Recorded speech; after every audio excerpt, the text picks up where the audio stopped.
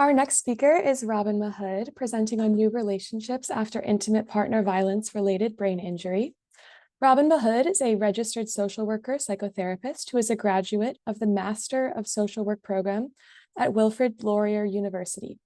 With over 7 years of experience in the mental health sector, she specializes in providing trauma-informed care to first responders and survivors of violence. Through storytelling, she amplifies silenced voices, enabling their stories to be heard and to resonate with others. Robyn's research explores the intersection of intimate partner violence, brain injury, and new relationships for survivors, using storytelling as a framework to guide her work. With that, welcome, Robyn.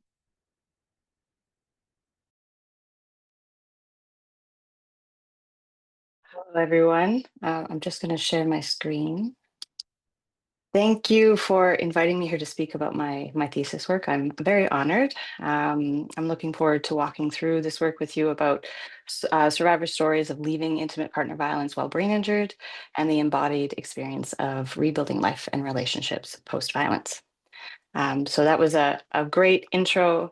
I didn't hear most of it because I was trying to do the technical bit, but I'm a registered social worker psychotherapist. I work in Ontario, Canada, and I support primarily survivors of trauma and abuse, as well as first responders. I also work on a public health project in Canada that specifically looks at raising awareness and education on IPV brain injury. I also have lived experience in this area, so I do have this picture of me and my dad when I do these presentations, just to ground me while I speak about this work. But I do want to mention that I do approach this work from a place of privilege, a place of whiteness, and I am mindful of this fact throughout the process. And I really do this work to create space to amplify survivors' voices, especially ones that we don't hear often. And I'll try to do this in 12 minutes or less. So I understand that you've had a wide definition of IPV-BI this morning. So I'll just blow past this work and get right into the relationship research. But these are the definitions of intimate partner violence and brain injury that I have been working with. So both brain injury and IPV have been shown to impact current and future relationships for survivors separately. And we know that BI impacts communication and behavior in relationships. We also know that survivors of IPV encounter fear and shame and rebuild new relationships based on trauma. Both encounter social isolation and mental health struggles. And it's clear in the literature and other areas that the combination of IPV-BI exacerbates each other. And I expected the same intensification in relationships. However, there's no current literature that focuses on the intersection of IPV-BI and how survivors rebuild their lives and relationships after violence. So this gap led me to my research objectives, which were to create space for survivor stories about new relationships and exploring the leaving process. The research questions included understandings of factors that supported survivors leaving violent relationships and rebuilding their lives, what new relationships look like for survivors, and how their IPV-BI experience has impacted the idea of relationships, as well as the barriers in achieving these new relationships.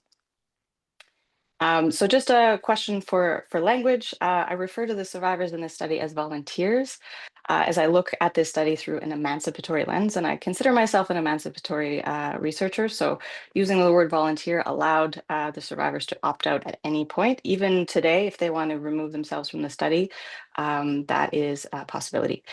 So the conceptual framework was based on a confluence of 3 distinct but related frameworks.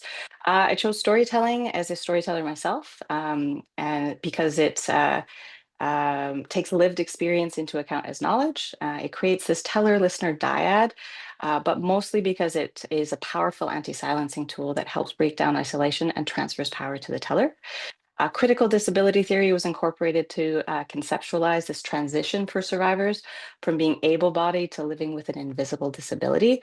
And this framework helped me consider the interaction of the physical body and societal influences on survivors while centering survivors' voices. And intersectionality also allowed me to contextualize the stories based on each volunteer's unique identity. And this led me to create the bios using the volunteers' own words and allowed me to see IPV-BI not only as an intersecting experience, but a unique new identity for the volunteers. And the three allowed me to analyze the stories from a convergence of a transformative and emancipatory lens.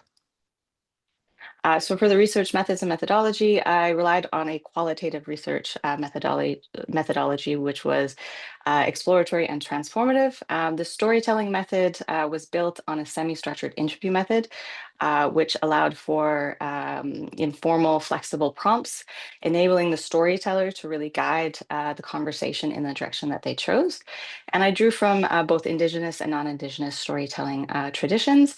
And stories are often nonlinear and messy and quite fragmented, especially for BI survivors. So this method kind of took all of that into account. So I had the absolute privilege of speaking with 9 individual volunteers for this study.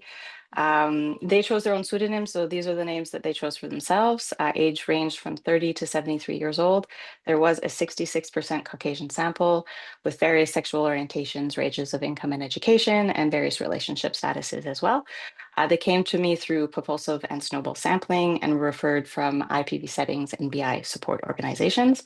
And while no BI diagnosis was required to participate in the study, all volunteers showed challenges and events consistent with a BI diagnosis. And one of those events that we know causes strangulation, especially from the previous presentation, so we know that BI can be caused by strangulation. And I wanted to highlight the fact that 100% of the volunteers had been strangled. I drew from Braun and Clark's iterative thematic analysis process, where I would use journaling and coding to find meaning in the stories. And I corrected the transcripts for filler words and readability, as well as word searching, which is a major BI challenge. But through the member checking process, I was able to confirm the transcripts with the volunteers, and they were able to redact or make any changes that they wanted, as well as asking me not to correct the word searching piece. But mostly, I relied on them to tell me where they thought the meaning lied in their story and what I should be focusing on when I'm doing these presentations and where they felt was the most important pieces. I was able to glean 4 major themes from the stories. So the importance of stories really came through as a theme. The process of leaving was also a major theme with various motivators for leaving. The largest thing was actually the embodied experience and inescapability of the IPV-BI experience. And in this theme, there's a lot of overlap. So the stories kind of fit in multiple sub-themes. And storytelling provides such rich data that this theme was really a yes and kind of process as opposed to distinct categories. And still hopeful for relationships in life was also one of the major themes that came through. And I'll just highlight a few of these things here by focusing on some of the key observations that I myself made, but also the volunteers focused on. So the magnifying effect of the intersection shown in past research was seen throughout the themes. It even showed up in the leaving process, connecting the complications of leaving with decision-making and processing challenges of the brain injury were often missed by the volunteers. And this is a possible answer to the question, why don't they just leave? They have difficulty identifying that they can because of the decision-making and cognitive challenges. Leaving was shown to be dangerous for the volunteers, with some volunteers were brain injured and or strangled when trying to leave. And one volunteer received an additional brain injury 3 years after leaving from her partner.